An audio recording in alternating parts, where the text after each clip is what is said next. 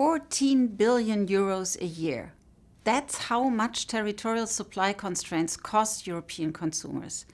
These constraints, or TSCs, are practices where multinational brands prevent retailers and wholesalers from sourcing products freely across EU countries. The result? Higher prices, less choice, and a fragmented single market. In some cases, identical products are sold at over 100% higher prices in one member state compared to another.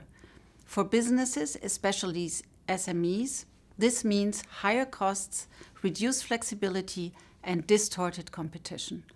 Ultimately, consumers pay the price. The European Economic and Social Committee warns that allowing the single market to remain fragmented is economically unsustainable. As Mario Draghi has underlined, internal market fragmentation is even more damaging to the EU economy than external trade barriers. So what do we propose? First, member states must stop adding national rules that renationalise sourcing markets. Instead, they should remove unjustified barriers to cross-border trade, such as certain labeling requirements, while still protecting consumers with innovation-friendly solutions like QR codes.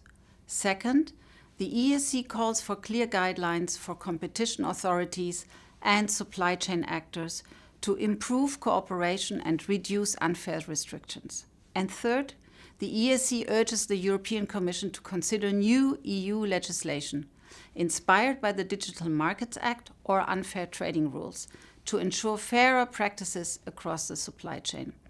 Tackling TSCs is therefore not only a consumer issue, but a strategic economic priority for Europe. A stronger, more integrated single market is essential for Europe's competitiveness and long-term growth.